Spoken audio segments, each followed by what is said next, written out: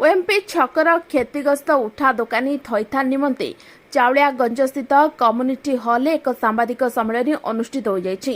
प्रमुख क्षतिग्रस्त उठा दोकानी मानकर विभिन्न समस्या विषय ए सांबादिक सम्मेलन में परिप्रकाश करथिले। उठा दोकानी माने दीर्घ 40 वर्षरू अधिक समय धरी ओएमपी छकरे व्यवसाय करि आसुले, किंतु गत एप्रिल 2024 मसीह हठात प्रशासन समस्त दोकानी को उच्छेद करथिले। याकु नै उठा दोकानी माने मानेवर सांसद, मानेवर विधायक, कटक जिलापाल, सीएमसी कमिशनर को भेटिथिले। ए दीर्घ दिनर समस्या को दूर करथिले आम प्रिय मुख्यमंत्री मोहन चरण माझी। आभासी माध्यम 80 गोटी वेंडिंग जोन भित्तिप्रस्तर स्थापन करते। विधायक मध्य शुभ उद्घाटन करते। यापर कहीं काम बंद रहा आज पर्यंत दोकानी माने बुझी पारुनांती। दीर्घ 1.5 वर्ष काल समस्त दोकानी भाई माने दुख दुर्दशारे कालातिपात करुछंती।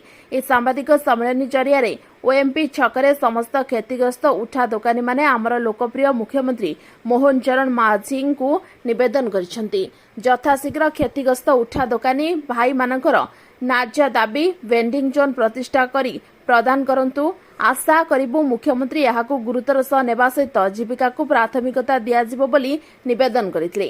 धन्यवाद देथिले मानेवर सांसद भक्तहरि महताब को, जहांक प्रचेष्टारे दोकानी मानक मध्यरे एक आशा खेली जाइछि। महताब मुख्यमंत्री को भेटी ओएमपी छकरे वेंडिंग जोन निर्माण पर प्रस्ताव देथिले।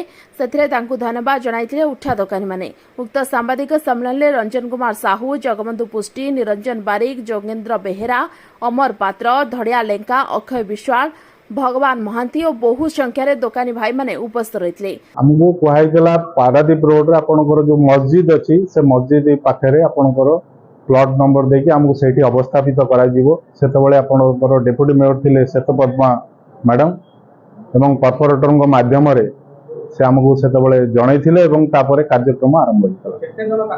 वर्तमान जो गला वर्ष विच्छेद कराइछि पाखापाखि 80 रु ऊर्ध्व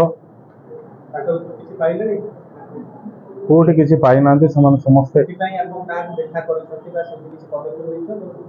आम निश्चित भाव में आमर लोकसभा सांसद को भेटीचु, विधायक को भेटीचु एवं तापर कटक म्युनिसिपालिटी तरफ आपणकर गोटे टेंडर होता गत स्वायत्त शासन 31/8 ये शुभ उन्मोचन होता मुख्यमंत्री माध्यम जे 90टी दुकान घर से हम भेंडिंग जोन माध्यम आपण को अवस्थापित करा किंतु मात्र 4-5 दिन कार्यक्रम आरंभ हुआ पर हठात से कार्य बंद हो गला। तेणु कहीं बंद है आम जानी पार्लु ना। विभिन्न स्तर में कलेक्टर ठार आरंभ कर पुणी एमपी ठाकुर भेटिलु।